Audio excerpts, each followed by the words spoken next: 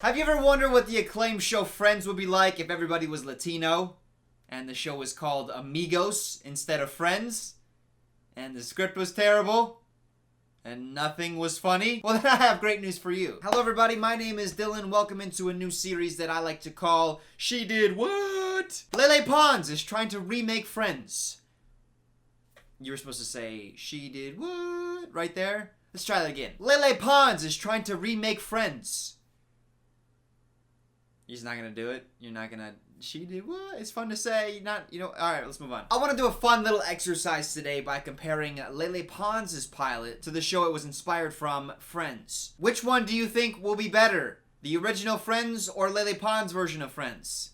Comment down below which you think will be better. But for a little context to this video, a short while ago on YouTube, there was a lot of Lele Pons Isn't Funny videos that went up. Let's make that scene 5 seconds instead of the 20 that I just wasted watching that unfold. Okay, Lele, you can do it. I need a tutor. There you go. Cut the fat. Let's move on. The commentary community goes hard. If you've been on that side of YouTube, you've seen it. I considered making a Lele Pons video, but at that point it felt like piling on a little bit. It felt like it was unwarranted. So why am I making this video? Well, I'll be honest. Lele Pons, she's harmless. She's not a controversy machine. She's not a Paul brother. Sure, I don't think that she's all that funny, but she's not doing anybody any harm. However, it's one thing to make your own show, and it's another to remake one of the most beloved shows in sitcom history. So I thought it would be a fun exercise to break down the differences between Lele Pons' version of Friends and the original. And right off the bat, it appears that the two are going to be very similar. Lele's taking heavy inspiration from the original Friends. The opening titles, same. They both even have an establishing shot. For those of you that don't know what establishing shots are, it's when you're outside of a location and it helps set the scene. In Friends, oftentimes it's like outside of the apartment, on the streets of the city, or the outside shot of the cafe that they like to visit, and usually there's an accompanying jingle that goes along with it. Lele Pons has done the same thing, and I gotta be honest, my hopes were up. You actually put into the budget in intro shoots and also have an establishing shots. I'm impressed. Unfortunately, that's pretty much where the similarities end between the two shows. Guys!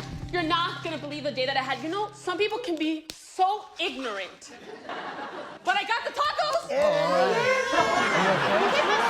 Okay, before I give you the food, I just have to say that I went through a lot today, I saw like this person that I used to see in high school, and I had a huge crush on him, and The opening gag here, and I use the word gag because that's what I did when I first saw Lele's Amigos, is that nobody cares about Lele. So this remake of Friends, a show about 6 friends and their lives together as friends. Lele copies that concept and starts with no one giving a single shit about one of the friends.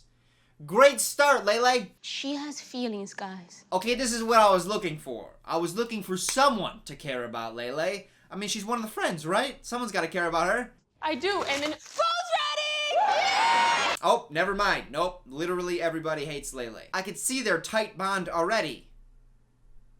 Let's talk about the jokes now, because after all, both shows are comedic. Well, both are supposed to be comedic. One fails at actually making people laugh. Can you guess which one it is? Aren't you allergic to hot sauce? I can't eat this. Hey, Lele, can you go downstairs and get me I'll just eat the wrapper. Doing random things that nobody in their right mind would actually do is peak Instagram comedy. It does not work in a show grounded in reality. What real-life person, when they can't eat their taco, decides to eat the wrapper instead of walking 5 feet to the kitchen to get something else to eat? It's Instagram logic. More Instagram logic, knowing you're severely allergic to something and then eating it anyways. Why does he do that? Because, well, Lele. I'm being a little bit harsh. This is supposed to be somewhat educational. So let me show you what a joke for a pilot episode looks like. Wait, does he eat chalk? Just because I don't want her to go through what I went through with Carl. Okay, everybody relax. This is not even a date. It's just 2 people going out to dinner and not having sex. Sounds like a date to me.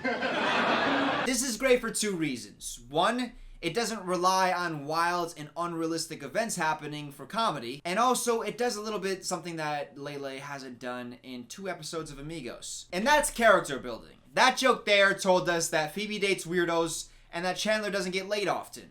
Traits that you see throughout the run of the show. Phoebe's a little bit out there, Chandler struggles with women. That's like threads that continue on through the rest of the show. They're jokes, but they serve to build the plot and the characters. Back to Amigos. Let's see another one of their jokes. The real Latinos here. How we doing? That's not what the hell? Em, are you okay, bro? Yeah, I'm good, bro. I'm doing amazing. What's new? Your face. Your face. Your face. Oh, this one upsets me. You're not adding a new joke. You're just pointing out a visual joke. The viewer sees that his face is red already. We don't need you to point it out. The only reason you point it out is for like second lesser laughter. That's like if someone falls and then there's laughter and then there's like a quiet second and then someone's like, hey, he fell. Yeah, we know. We saw it. So why wouldn't you write in a new joke making fun of the character who's having an allergic reaction?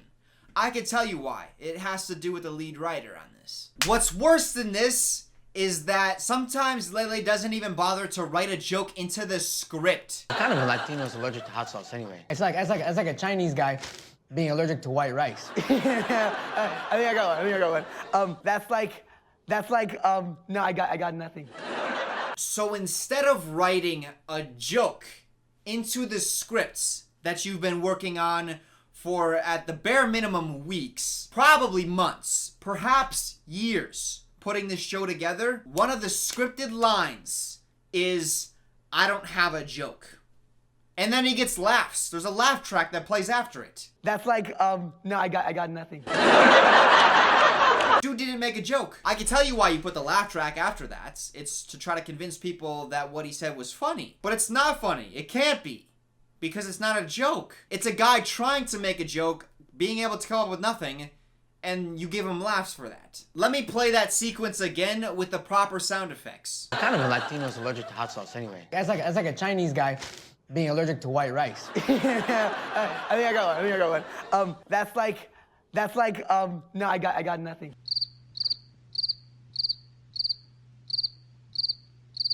Even the decision to add a laugh track is just a poor decision. The only reason people don't question laugh tracks is because the shows that use them are shot usually in front of a live studio audience.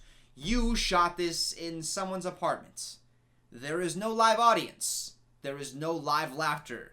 People realize this. It's awkward. There's no people in your apartment laughing at your jokes. If there were people in your apartments and you were doing these lines, I doubt you would get laughter anyways. At this point, if you don't understand the difference comedically between these two, I'll play one final clip from each show to show you the difference. But I don't want to be single, okay? I just want to be married again.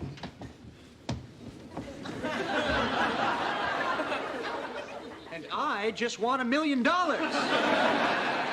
Guys, I have a confession. You're a zombie. In the Friends clip, this is to me the best joke of the whole pilot. Ross says, I want to be married, and crazily enough, a bride walks through the door. It's like Ross's wish is coming true. Playing off that joke, Chandler makes his own wish that $1 million would just materialize and come through the door. That joke is layered. It's effective for multiple reasons. Not only does it downplay the unlikeliness of that event happening in real life by having the characters realize how unlikely that is, but it also bridges Rachel's introduction into the show. In the Amigos clip, I have a confession. You're a zombie. Wanpa says something completely random.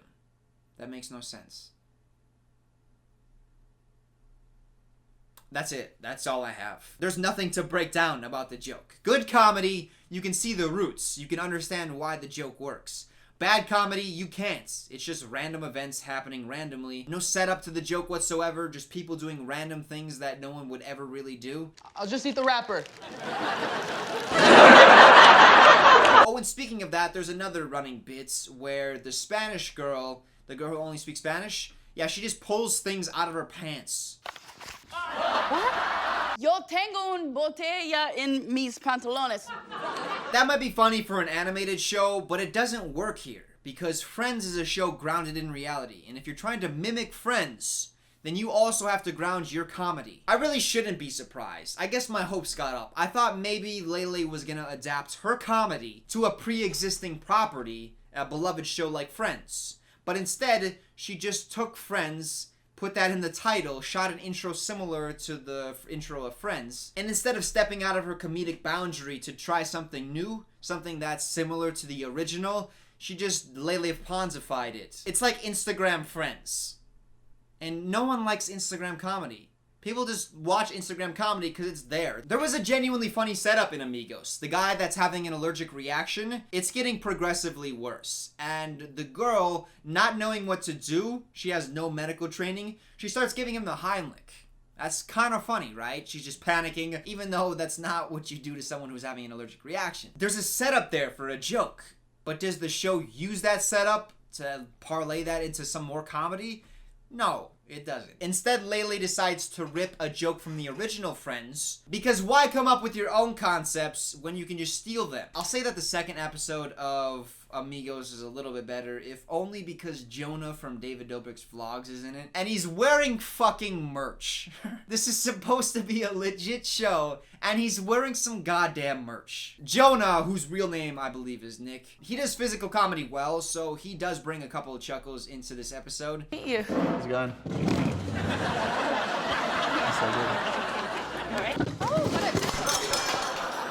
Unfortunately, the script comes in and decides to choke out any comedy. Just check out this sequence of events. Jonah spills his wine, and I think it was supposed to spill on Lele, but the wine missed her dress. And even though it got no wine on Lele, Jonah decides to take off his merch shirt and give it to her.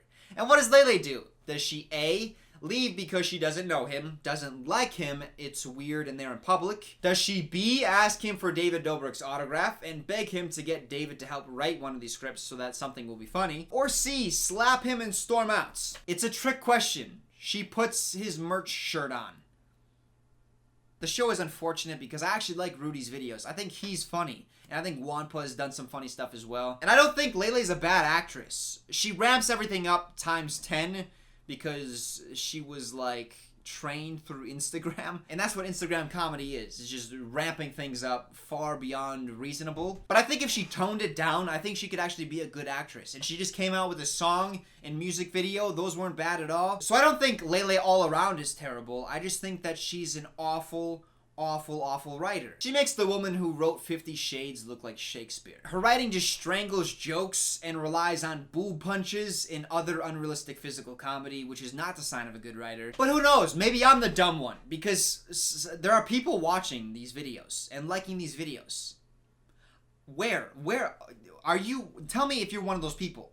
I need someone to counter argue for Lele Pons, to show me where Lele Pons is funny. Where are these jokes landing? Why do they land? I need someone to make a counter video to my video to show me why this show works. Because 17 million people watched this. And over 500,000 people thought it was good enough to hit the like button. And that's exactly the problem with Lele Pons, is she's just getting positive stimuli. She's getting all these views and likes, despite the fact that it's not any good. But why change if what you're doing is successful? She's making a lot of money off this. If I was her, there's no incentive to change. Just keep doing what you're doing, I guess. That's gonna wrap up this edition of She Did What? Did you say it with me that time? You did? You liar. Go watch this video. It's part of my movie commentary series, and people seem to be really enjoying that. Down there's gonna be a gameplay that's going to make you laugh way more than a Lele Pons video. As always, I love you guys. I hope you have a fantastic rest of your day. She did what?